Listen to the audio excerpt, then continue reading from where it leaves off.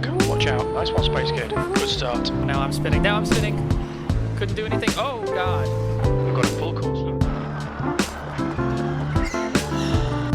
They put my wheel on wrong. Yes. Yes. Oh, I've Austin Powers did. I'm pretty new to this, so when I got P4 in my first race, I was really happy with it. And when I got P5 in my second race, I knew I could have done better, but with how hard I fought for that P5, I was happy with it too. But race 3 was different. Race 3 was a reverse layout, which essentially means it's a brand new, unfamiliar track with the rubber in all the wrong places. So today wasn't going to be about how much practice you've had.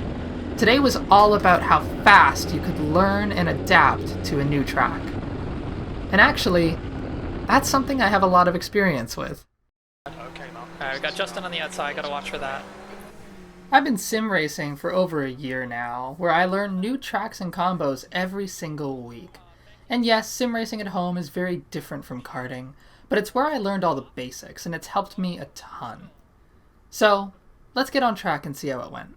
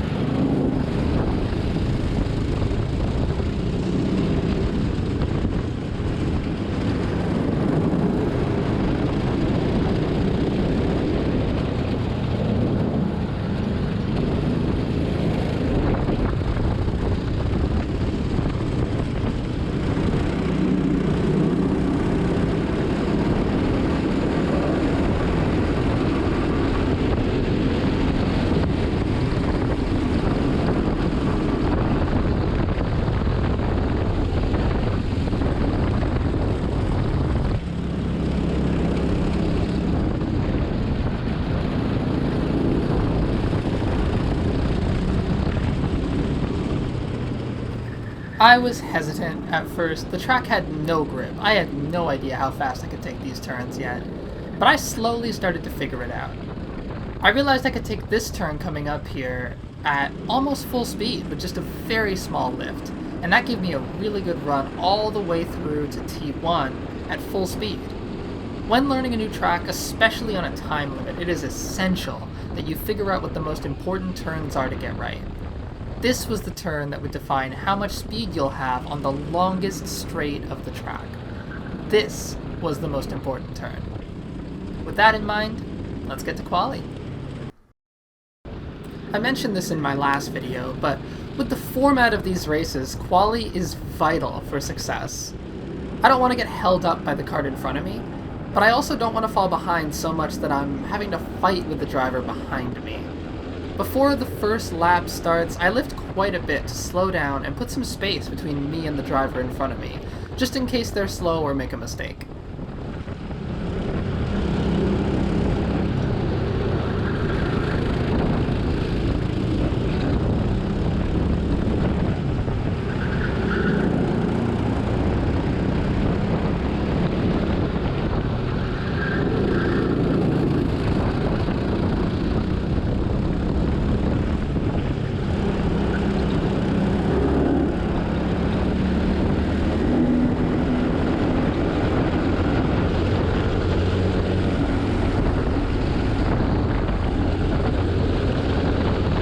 So there's my first lap, but it wasn't very quick. On my second lap now, I've gained a ton of time on the driver in front of me, which means I'll definitely have a faster time than them, but I also start to really worry that I'll be held up on this second lap, and I need every chance I can get at a fast lap. Sure enough, they make more mistakes, and suddenly my lap is compromised, having to lift to stay behind them and not crash into them. My first lap felt quick compared to the driver in front of me, but I have no idea how the other 7 drivers are doing yet.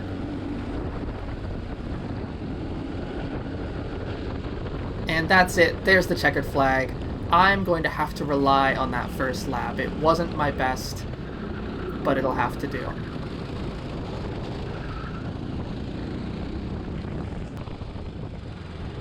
Now it was time for me to run over to the results sheet as soon as it was posted and see what my quality was, because I had no idea if I was in the back, in the front. I knew I was better than one or two drivers for sure, and likely somewhere close to the middle, but I had no idea.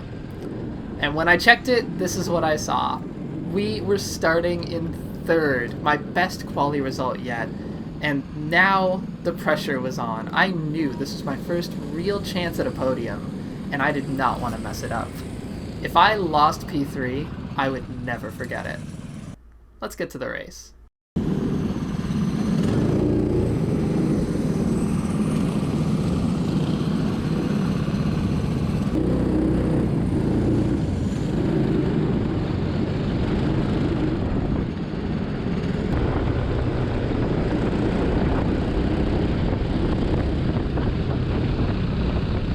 And there's the green flag. As we start our first lap here, P1 and P2 are already side by side fighting, and I'm getting held up. This is good and bad. If they keep fighting, I might be able to find an opportunity to pass, but if we all get held up, it might mean P4 becomes a real competitor for the lead. Here, I make a dumb move. I'm impatient. I want to get by because I have no idea how close P4 is yet. And I'm really worried about losing the position. But I have to be patient.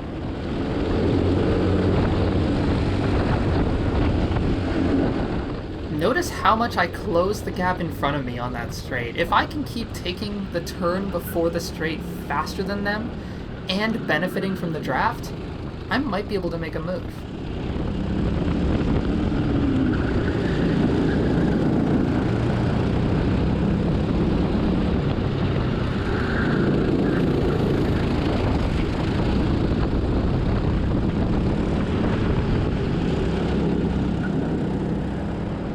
And here it is, the most beautiful opportunity I've ever seen. They go too wide into the final turn, forcing them both to take it slower than me. One driver is in the grass, the other has no idea I'm closing in, and taking the front straight 3 wide on the inside, I end up in the lead. It's short-lived. I'm put in my place very quickly, but I'm still holding second place. The driver behind me makes contact with me going into this turn here, bumping me through this section just a little bit. But that contact is enough to force them on the brakes and slow them down substantially.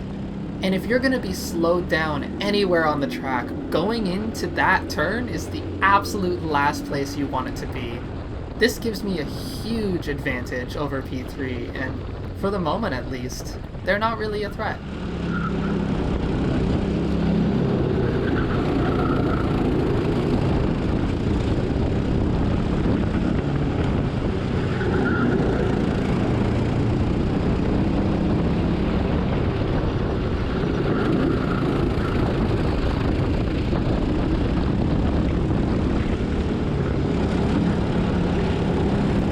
I keep looking behind me at every turn, making sure I don't have to defend from P3 wanting their position back. But every time I look ahead, no matter how well I take each turn, the gap to the lead just keeps getting bigger. At this point, all I can do is drive my fastest, cleanest laps and hope for the best.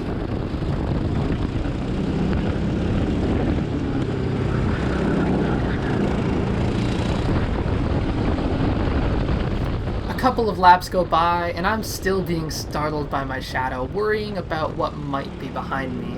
But the white flag is waved, we're on the final lap now, and I'm still holding a comfortable P2. At this point, my heart is racing, and I'm thinking, don't mess it up, don't mess it up.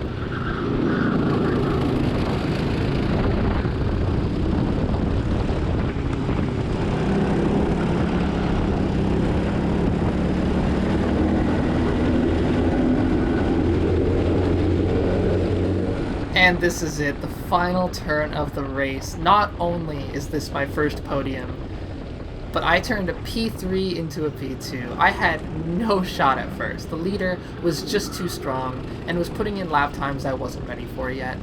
But I'm overjoyed with second place and really looking forward to more good fights like this one. Thanks for watching. I'll see you next race.